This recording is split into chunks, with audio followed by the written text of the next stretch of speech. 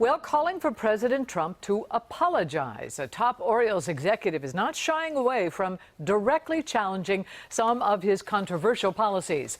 WJZ is live at Oriole Park at Camden Yards, and Rick Ritter has more on Angelos' comments about the president. Rick?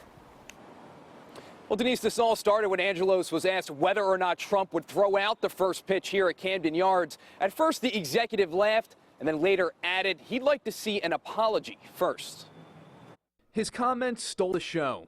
President or the candidate, by a candidate, now president. This individual who is in the office of the presidency. It's how John Angelos referred to Donald Trump, never calling him by name.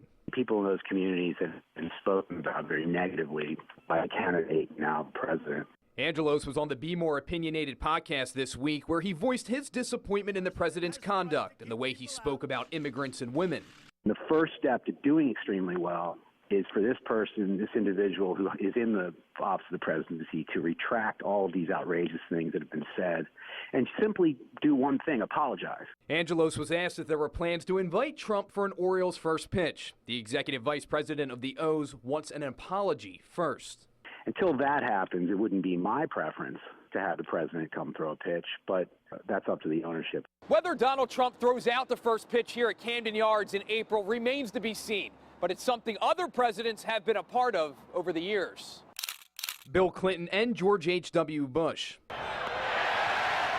both at Camden Yards. President Bill Clinton throwing out the first ball. Trump isn't a stranger to sporting events in Baltimore. He was even in the booth for the Army-Navy game in December. Boy, do they have spirit, more than anybody. It's beautiful. Whether you approve of the president or not, some say Trump should throw one over the plate. Everybody else has done it. Why shouldn't he be able to do it? Angelos added he doesn't support the Republican or Democratic Party. He says whoever's in office, he wants to succeed. Live at Camden Yards tonight, I'm Rick Ritter, WJZ Eyewitness News. All right, thank you very much, Rick. Angelos' comments come the same week that Ivanka Trump was in Baltimore speaking with minority business owners.